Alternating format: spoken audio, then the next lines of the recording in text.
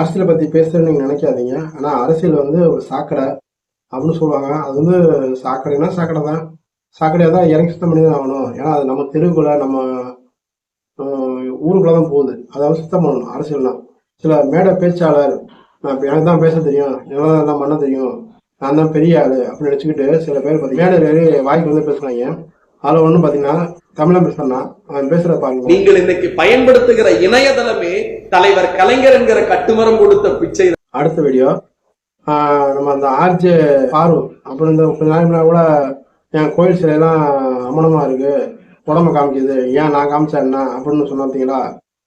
அந்த ஆர்ஜே பாருங்கிறவ தான் அவ பேசுற வீடியோ பாருங்க. இன்னைக்கு நீங்க சோசியல் மீடியால இவ்வளவு ஃப்ரீடமா பேசுறதுக்கு காரணமே மணியம்மையும் பெரியாரும் தான். கேட்டீங்களா? அதை வந்து நம்ம இப்பெல்லாம் பேசுறதுக்கு இதெல்லாம் பண்றதுக்கு எல்லாமே அந்த ஆள் தான் காரணமா, அவர் பொன்னாடி தான் காரணமா. இன்னும் சில பேர் பேசிக்கிட்டு இருக்காங்க. என்னத்த சொல்ல எடுத்தாலும் கொண்டு போய் ஸ்டிக்கர் ஒட்டுறது.